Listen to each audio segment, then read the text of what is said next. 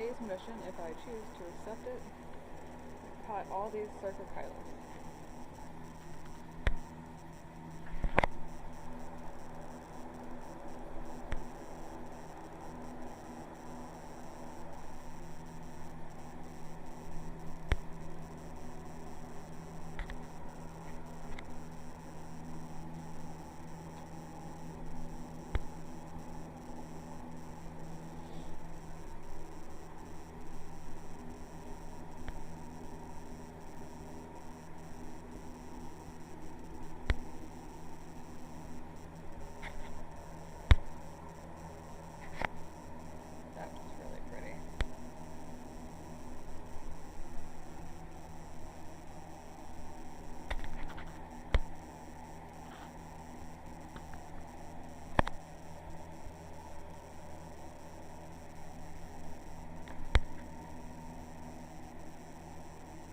So, we're going to be using rock wool with perlite, sponge rock, and charcoal. Easy enough. So, you have two options. You can remove every little bit of this bark, or you can just leave it. It's not going to hurt anything. If it's secured to the root, you might end up damaging the root. So, and also debating if I should. It's hard to do one-handed. But you got to take out this moss if you want. It's what growers start baby orchids in. That's called a plug, and they're put in individual cells, kind of like pots. So they're just smaller versions of trays. And so I think I'm going to leave it for the most part. I'm going to take off some of it if I can.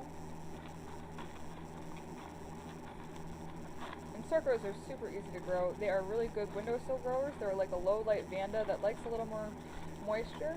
That's why they're potted in mix. That's why we're choosing this rock wool with this product. Hopefully it won't break down as quick as bark.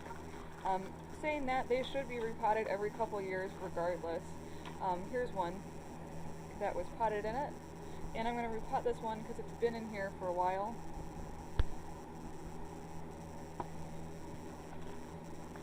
So that's good enough for me. I mean, so all you're going to do is put it in there.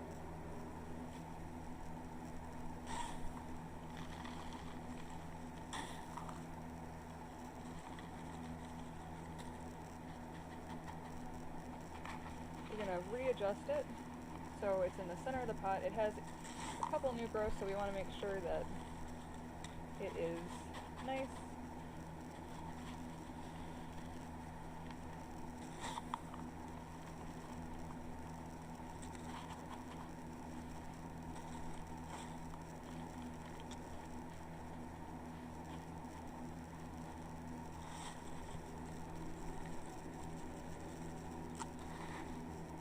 And there you go.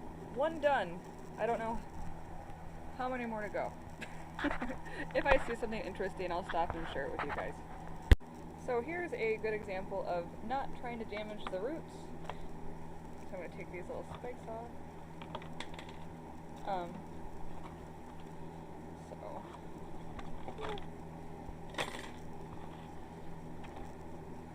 The ball is so tight. There is like really no way to kind of get it out, just gently tapping or squeezing. But for the most part, it's a very happy plant. Having that in there isn't really going to do anything. Just kind of tease it a little bit if it's being difficult, and then just letting it fall out naturally. You can tap it, but that root ball is so big, I'm not really worried about it. It's very happy, obviously. I'll put that, find a pot. Ooh, that's not the pot Bill likes. He doesn't like this. Let's get a new pot. We put some of the stuff at the bottom. Just make sure it is level. And then just backfill it again.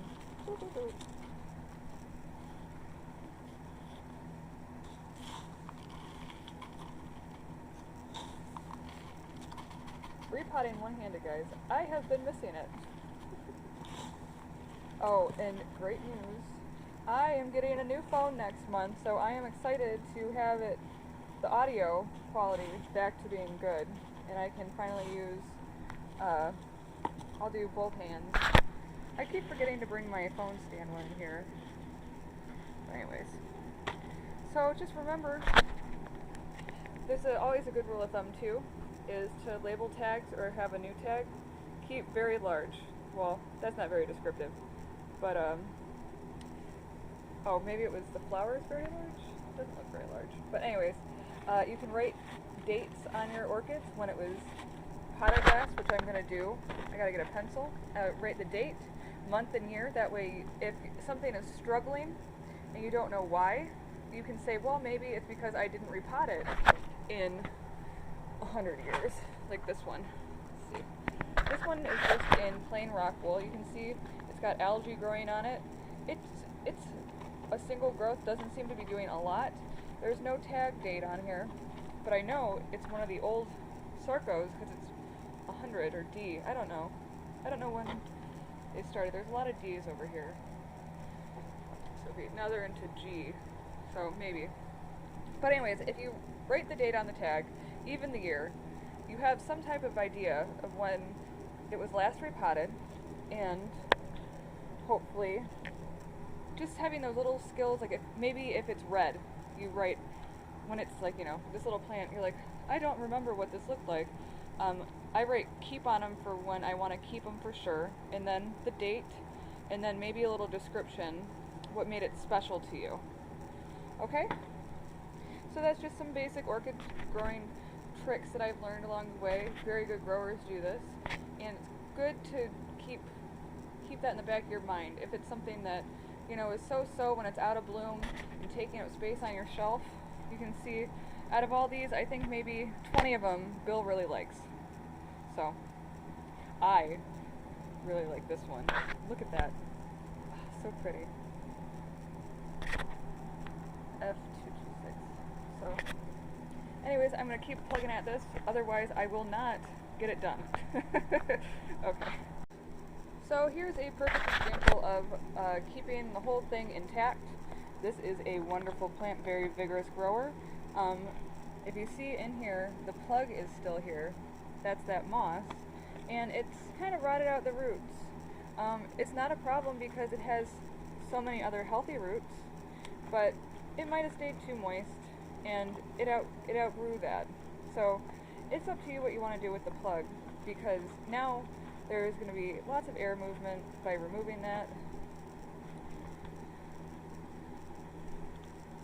See?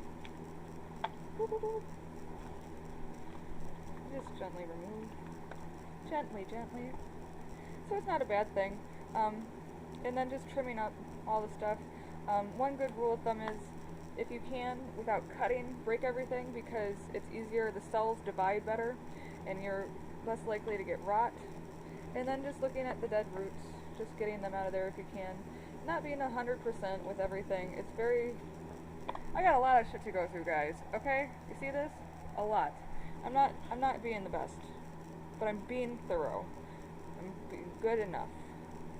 Getting rid of the old filament on the roots. And, I mean, it's fine for the most part. Getting in there. Getting that stuff. So yeah. And then we're just gonna pot that guy. Ooh, that might need a bigger pot. Oh god. Oh god. Look how long that root is. It had detached itself from this plant, so I was trying to free it. So you can see. Very, very happy. So now I gotta make a new tag.